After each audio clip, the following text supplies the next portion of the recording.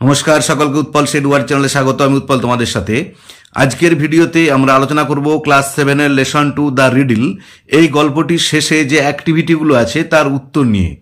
আগের ভিডিওতে আমরা লেসন 2 অর্থাৎ দ্য রিডল গল্পটির প্রতিটি লাইনের বাংলা অনুবাদ ও ব্যাখ্যা করেছি।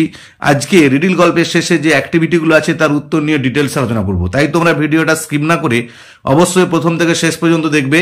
আর যারা আজ আমার চ্যানেলটা প্রথম দেখছো বা চ্যানেলটা এখনো সাবস্ক্রাইব করোনি তারা অবশ্যই চ্যানেলটা সাবস্ক্রাইব করে পাশে থাকা বেল বাটনটা প্রেস করবে, যাতে পরের ভিডিওগুলো আপলোড করার সাথে সাথে তোমাদের কাছে নোটিফিকেশন পৌঁছে যায়। দেখো, প্রথমে অ্যাক্টিভিটি 1। অ্যাক্টিভিটি 1 এ কি বলা আছে? Choose the correct answers from the given alternatives.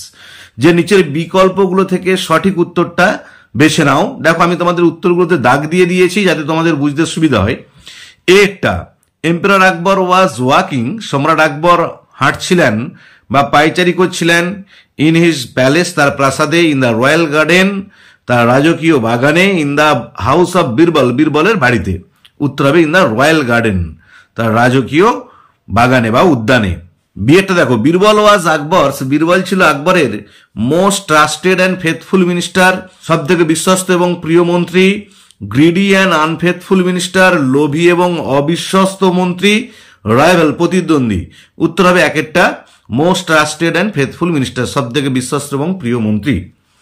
সেটা দেখো, দ্য এম্পারার ওয়াজ, সম্রাট ছিলেন হ্যাপি, সুখী, কাম, শান্ত বা ধীর স্থির। ওরিড, দুশ্চিন্তাগ্রস্ত। উত্তর হবে ওরিড, দুশ্চিন্তাগ্রস্ত। ডিএটা দেখো, the fastest thing on earth is, এই পৃথিবীর সব থেকে দ্রুতগামী জিনিস হচ্ছে দ্য হিউম্যান মাইন্ড, মানুষের মন। বুলক কার্ট, গরুর গাড়ি। হর্স, ঘোড়া। উত্তর হবে দ্য হিউম্যান মাইন্ড, মানুষের মন। এবার ইয়েটা দেখো, দ্য নেবার ওয়াজ আউটউইটেড বাই, প্রতিবেশীকে বুদ্ধির দ্বারা পরাজিত হয়েছিল কার দ্বারা? আকবর, আকবরের দ্বারা। বীরবল, বীরবলের দ্বারা। দ্য নেবারস ফ্রেন্ড, প্রতিবেশীর বন্ধুর দ্বারা। উত্তর হবে বীরবল, বীরবলের দ্বারা। এরপর দেখো অ্যাক্টিভিটি 2। অ্যাক্টিভিটি 2 এ কি বলা আছে? Identify which of the following statements are true and which are false. বেছে নাও নিচের কোন বক্তব্যগুলো সত্য আর কোনগুলো মিথ্যা। Give a supporting statement for each of your answers, আর প্রত্যেকটা সাপোর্টিং স্টেটমেন্ট দিতে হবে। দেখো, আমি এখানে ট্রু ফলস গুলো লিখে দিয়েছি আর সাপোর্টিং স্টেটমেন্ট গুলো বলে দিচ্ছি, ভালো করে দেখে নাও। একটা, emperor Akbar was very worried. দেখো, সম্রাট আকবর খুবই চিন্তাগ্রস্ত ছিলেন when he was roaming in his garden, যখন তিনি ঘুরে বেড়াচ্ছিলেন তার বাগানে। এটা উত্তর হবে ট্রু, সত্য। সাপোর্টিং স্টেটমেন্ট হবে but the great emperor Akbar did not have peace of mind. আবার বলছি, বাট দ্য গ্রেট এম্পারার আকবর, কিন্তু মহান সম্রাট আকবরের did not have peace of mind, মনের কোনো শান্তি ছিল না। এটা হচ্ছে সাপোর্টিং স্টেটমেন্ট। বিয়েটা দেখো, there were no flowers and fruits in the garden of Akbar, যে আকবরের বাগানেতে কোনো ফুল বা ফল ছিল না। এটা মিথ্যা, ফলস হবে। সাপোর্টিং স্টেটমেন্ট হবে his garden was lined with trees, তার বাগানে ছিল সারিবদ্ধ গাছ। That produce the tastiest and loveliest fruits, যাতে উৎপন্ন তো সব থেকে সুস্বাদু এবং সুন্দর ফল। আবার বলছি, his garden was lined with trees, তার বাগানে ছিল সারিবদ্ধ গাছ। That produce the tastiest and loveliest fruits, যাতে উৎপন্ন তো সব থেকে সুস্বাদু এবং সুন্দর ফল। সিয়েটা দেখো, বীরবল ওয়াজ indifferent two Akbar's travel, Birbal ছিল উদাসীন আকবরের সমস্যার প্রতি। এটা হচ্ছে ফলস, মিথ্যা।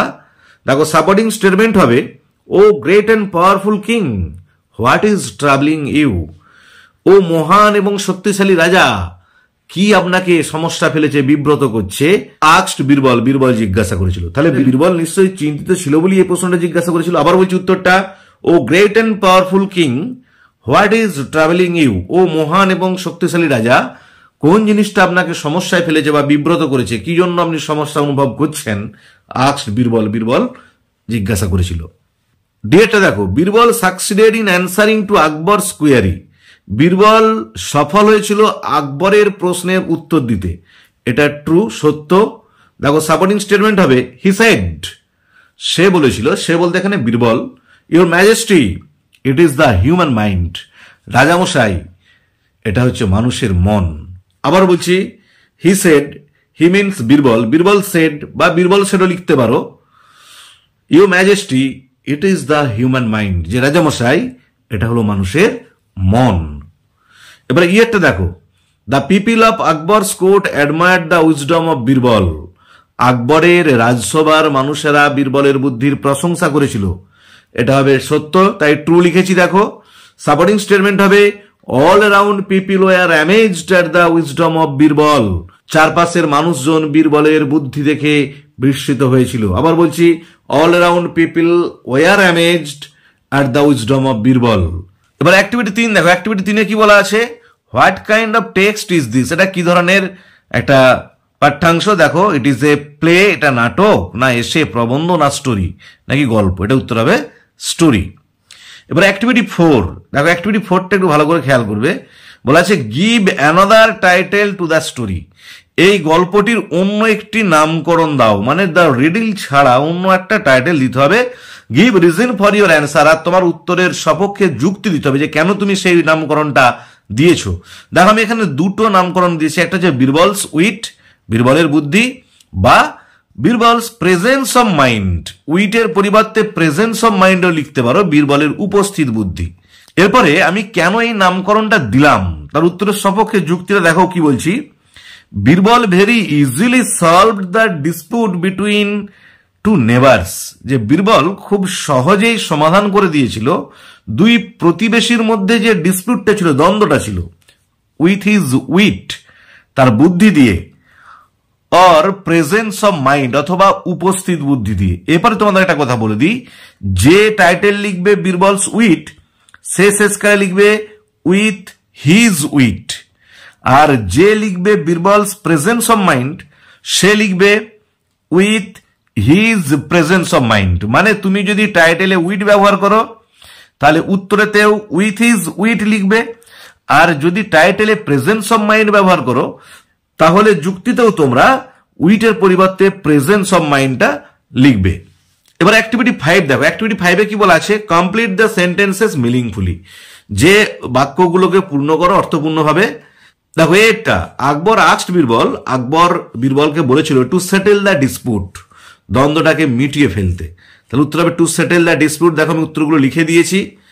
বিয়েটা দেখো, most people of the court of Akbar were puzzled, যে আকবরের রাজসভার বেশিরভাগ মানুষ হতবাক হয়েছিল, হিয়ারিং দ্য কোশ্চেন, প্রশ্নটা শুনে, দ্যাট ওয়াজ ট্রাভেলিং আকবর, যেটা আকবরকে বিব্রত করেছিল, আকবরকে সমস্যায় ফেলেছিল। সিয়েরটা দেখো, প্রথমে আছে dash withdrew his claim immediately, dash তুলে নিয়েছিল তার দাবিটা তৎক্ষণাৎ। উত্তর হবে দ্য নেবার, প্রতিবেশীটা, who wanted to charge money for water. এটা কিন্তু খেয়াল রাখতে হবে, শুধু প্রতিবেশী লিখলে হবে না। দ্য নেবার, প্রতিবেশীটা, who wanted to charge money for water, যে জলের দাম নিতে চেয়েছিল, উইথড্রিউ হিজ ক্লেম ইমিডিয়েটলি, সে তৎক্ষণাৎ তার দাবিটা তুলে নিয়েছিল। এবারে ডি এর উত্তরটা দেখো, dash the fastest thing on earth. তাহলে উত্তর হবে the human mind is the fastest thing on earth, যে মানুষের মন হলো এই পৃথিবীর সব থেকে দ্রুতগামী। দেখো অ্যাক্টিভিটি 6 দেখো, অ্যাক্টিভিটি 6 কি বলা আছে, fill in the chart with information from the text. যে তথ্য নিয়ে চার্টটাকে পূরণ করতে, মানে কজ এফেক্টটা, কজ দেওয়া থাকলে এফেক্টটা লিখতে হবে, আর এফেক্ট দেওয়া থাকলে কজটা লিখতে হবে। দেখো আমি এখানেতে উত্তরগুলো লিখে দিয়েছি, হয়তো একটু বুঝতে সমস্যা হবে ছোট ছোট করে লিখেছি বলে, কিন্তু তোমাদের সুবিধার জন্য আমি লিখেছি। দেখো প্রথমে এফেক্টটা দেওয়া আছে, আকবর ওয়াজ ট্রাভেলড, আকবর সমস্যায় পড়েছিল। কারণটা কি হবে, দেখো হি কুড নট, হি মানে এখানে আকবর, আকবর কুড নট ফাইন্ড অ্যান্সার, আকবর খুঁজে পাচ্ছিল না উত্তর টু এ সিম্পল কোশ্চেন, একটা সাধারণ প্রশ্নের। প্রশ্নটা কি, the fastest thing on the earth, এই পৃথিবীর সব থেকে দ্রুতগামী জিনিস কোনটা। দুয়েরটা দেখো, এম্পারার আকবর আস্কড বীরবল, সম্রাট আকবর বীরবলকে বলেছিল টু সলভ এ রিডল, একটা ধাঁধার সমাধান করতে। তার ফলে কি হয়েছিল, দেখো Birbal solved it very easily and wisely, Birbal এটা সমাধান করেছিল খুবই সহজভাবে এবং বুদ্ধিদীপ্তভাবে। দেখো তিনেরটা দেখো, the neighbour wanted to charge money for drawing water from the well, প্রতিবেশীটা টাকা চেয়েছিল কুয়া থেকে জল তোলার জন্য। দেখো আমি একটু ছোট ছোট করে লিখেছি, একটু ভালো করে খেয়াল করবে, নাহলে বুঝতে সমস্যা হবে হয়তো। দেখো উত্তরটা হবে হি সেড দ্যাট, হি মানে এখানে the never said that he had just sold the well, সে কেবল কুয়াটা বিক্রি করেছিল, not the water in it, এর ভিতরে জলটা নয়। এরপর অ্যাক্টিভিটি 7টা দেখো, অ্যাক্টিভিটি 7-এ বলা আছে অ্যান্সার দ্য ফলোইং কোশ্চেন্স, নিজের প্রশ্নগুলোর উত্তর দাও। দেখো এটা দেখো, what were the things that the great emperor Akbar loved. কোন কোন জিনিসগুলোকে মহান সম্রাট আকবর ভালোবাসতেন? দেখো উত্তর হবে emperor Akbar loved arts, science, literature and music. যে এম্পারার আকবর ভালোবাসতেন শিল্পকলা, বিজ্ঞান, সাহিত্য এবং সঙ্গীত। বিয়েটা দেখো, why did Akbar not have peace of mind? আকবরের কেন মনে শান্তি ছিল না? দেখো উত্তর হবে Akbar did not have peace of mind. আকবরের মনে শান্তি ছিল না বিকজ কারণ he could not find out the fastest thing on the planet. যে সে খুঁজে পাচ্ছিল না এই গ্রহের সব থেকে দ্রুতগামী জিনিস কোনটা। আবার বলছি, Akbar did not have peace of mind, আকবরের মনে শান্তি ছিল না বিকজ কারণ he could not find out, সে খুঁজে পাচ্ছিল না the fastest thing on this planet, এই গ্রহের সব থেকে দ্রুতগামী জিনিস কোনটা, সেই উত্তরটা। তিনেরটা দেখো, হোয়াট ওয়াজ দ্য প্রবলেম? কোন সমস্যাটা প্রেজেন্টেড বাই দ্য ম্যান, উপস্থাপন করা হয়েছিল মানুষটার দ্বারা, ফ্রম দ্য অডিয়েন্স, শ্রোতাদের মধ্যে থেকে। তাহলে শ্রোতাদের মধ্যে থেকে কোন সমস্যাটা উপস্থাপন করা হয়েছিল? দেখো খুব ভালো করে একটু খেয়াল করবে। দেখো উত্তরটা হবে the man from the audience claimed that, যে ওই শ্রোতাদের মধ্যে থেকে মানুষটা দাবি করেছিল যে his never had sold him his well, তার প্রতিবেশী তাকে বিক্রি করেছিল কুয়াটা। But when he wanted to draw water from the well, কিন্তু যখনই সে কুয়া থেকে জল তুলতে যায়, he is never wanted to charge him money for it, তার প্রতিবেশী তার কাছ থেকে টাকা দাবি করে। আবার বলছি, the man from the audience claim that, ওই শ্রোতাদের মধ্যে থেকে যে মানুষটা ছিল সে দাবি করেছিল যে his never had sold him his well, তার প্রতিবেশী তাকে বিক্রি করেছিল কুয়াটা। But when he wanted to draw water from the well, কিন্তু যখনই সে কুয়া থেকে জল তুলতে যায়, his never wanted to charge him money for it, তার প্রতিবেশী তার জন্য টাকা দাবি করে। এবার ডিএটা দেখো, how did Birbal solve the problem? Birbal কিভাবে সমস্যাটার সমাধান করেছিল? দেখো উত্তর দেখো, Birbal solve the problem very easily. Birbal খুব সহজেই সমস্যাটার সমাধান করেছিল। হি সেড দ্যাট, সে বলেছিল যে দ্য নেবার শুড পে রেন্ট, প্রতিবেশীর দেওয়া উচিত ভাড়া, for keeping his water in the well, তার কুয়াতে জল রাখার জন্য। আবার বলছি, Birbal solve the problem very easily, Birbal সমস্যাটার সমাধান করেছিল খুবই সহজভাবে। হি সেড দ্যাট, সে বলেছিল যে দ্য নেবার শুড পে রেন্ট, প্রতিবেশীর উচিত ভাড়া দেওয়া, for keeping his water in the well, কুয়াতে জল রাখার জন্য। এবার অ্যাক্টিভিটি 8 দেখো, অ্যাক্টিভিটি 8 কি বলা আছে? Identify the words from the text, চিহ্নিত করো ওয়ার্ডগুলোকে এই পাঠ্যাংশ থেকে। Which are the synonyms of the following ওয়ার্ডস, যেগুলো হচ্ছে নিচের দেওয়া ওয়ার্ডগুলোর সমার্থক শব্দ। কি আছে দেখো, কনফিউজড, ডিমান্ড, আর্গুমেন্ট, সারপ্রাইজড। আমি তোমাদের বোঝার সুবিধার জন্য লিখে দিয়েছি উত্তরগুলো। কনফিউজড মানে পাজলড, হতভম্ব হওয়া। ডিমান্ড মানে হচ্ছে ক্লেম, দাবি করা। আর্গুমেন্ট মানে হচ্ছে ডিসপুট, দ্বন্দ্ব। সারপ্রাইজড মানে হচ্ছে অ্যামেজড, বিস্মিত হওয়া। দেখো এরপরে তো এখানেতে, যদিও এটা কোনো অ্যাক্টিভিটি নয়, কিন্তু এখানে যে একটা চার্ট দেওয়া আছে, এই চার্টটা খুব ভালো করে খেয়াল করবে, তার কারণ ডিগ্রি চেঞ্জের ক্ষেত্রে এই চার্টটা খুবই ভাইটাল। আর ডিগ্রি চেঞ্জের উপর আমি অলরেডি ভিডিও আপলোড করেছি, কিভাবে ডিগ্রি চেঞ্জ করতে হয় তার নিয়ম নিয়ে আমি ডিটেলস আলোচনা করেছি। যারা সেই ভিডিওটা দেখোনি তাদের জন্য আমি ডেসক্রিপশন বক্সে সেই ভিডিওর লিঙ্ক দিয়ে দিচ্ছি, কারণ ক্লাস 7-এর ফার্স্ট সামেটিভ ইভ্যালুয়েশনে কিন্তু ডিগ্রি চেঞ্জ পড়বে। কিভাবে ডিগ্রি চেঞ্জ করে শূন্যস্থান পূরণ করতে হয় তার জন্য আমি ডিটেলসে ভিডিও আপলোড করেছি, সেই ভিডিওর লিঙ্ক আমি দিয়ে দিচ্ছি ডেসক্রিপশন বক্সে, তোমরা অবশ্যই দেখে নিও, না হলে কিন্তু তোমরা উত্তরগুলো ঠিকঠাক করতে পারবে না। এখানে দেখো কয়েকটা করে দিয়েছে, ক্লেভার, ক্লেভার, ক্লেভারেস্ট, এইভাবে, কিন্তু কতগুলো তোমরা মুখস্থ রাখবে। তাই তোমরা যদি নিয়মটা জেনে যাও যে কিভাবে আমরা পজিটিভ থেকে কম্পারেটিভ এবং সুপারলেটিভ করব, তাহলে যেই অ্যাডজেক্টিভই দিক না কেন তোমাদের কোনো সমস্যা হবে না। এবং শূন্যস্থানে কোন ডিগ্রিটা বসবে, পজিটিভ না কম্পারেটিভ না সুপারলেটিভ, সেটা জানারও পদ্ধতি বা নিয়ম আছে, সেটাও আমি ওই ভিডিওতে আলোচনা করেছি। তোমরা অবশ্যই ভিডিওটা দেখে নিও, লিঙ্ক আমি ডেসক্রিপশন বক্সে দিয়ে দিয়েছি। অ্যাক্টিভিটি 9 দেখো, complete the following sentences with the proper degree of adjective. এখানেতে ঠিক যেমনটা প্রশ্ন পড়েছে তোমাদেরও কিন্তু পরীক্ষাতে এরকমই প্রশ্ন পড়বে। আমি এখানে উত্তরগুলো করে দিয়েছি, কিন্তু তোমরা যদি নিয়মটা না জানো তাহলে কিন্তু তোমাদের সমস্যা হবে। তাই তোমরা ওই ভিডিওটা অবশ্যই দেখবে। দেখো, শিলা হ্যাজ দ্য, উত্তর হবে longest hair in the class. বিয়েটা দেখো, mister Ghoshal is busier than mister Patnaik. সেটা দেখো, we should be more careful in our speech. ডিয়েটা দেখো, Shahnawaz is as thin as Pralay. ইয়েটা দেখো, the owl is considered as the wisest of all. এফেটা দেখো, his house is farther away from my house than সঞ্জীবস।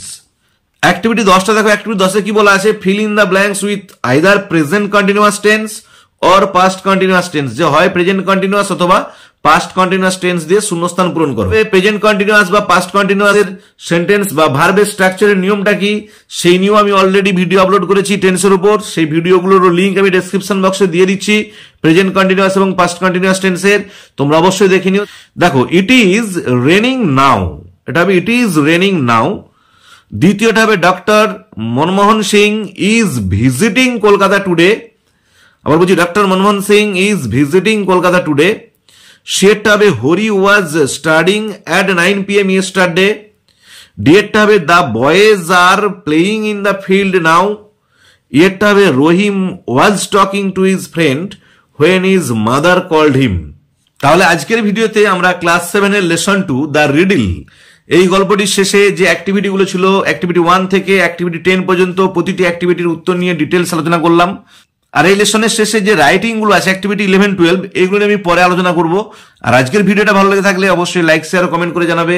আর যারা আজ আমার চ্যানেলটা প্রথম দেখছো অবশ্যই চ্যানেলটা সাবস্ক্রাইব করে পাশে থাকা বেল বাটনটা প্রেস করবে, যাতে পরের ভিডিওগুলো আপলোড করার সাথে সাথে তোমাদের কাছে নোটিফিকেশন পৌঁছে যায়। ভালো থেকো, ধন্যবাদ, দেখা হবে পরের ভিডিওতে। পরের ভিডিওতে আমরা আলোচনা করব উইলিয়াম ওয়ার্ডসওয়ার্থের লেখা ক্লাস 7-এর লেসন 3 উই আর 7 কবিতা নিয়ে। ভালো থেকো।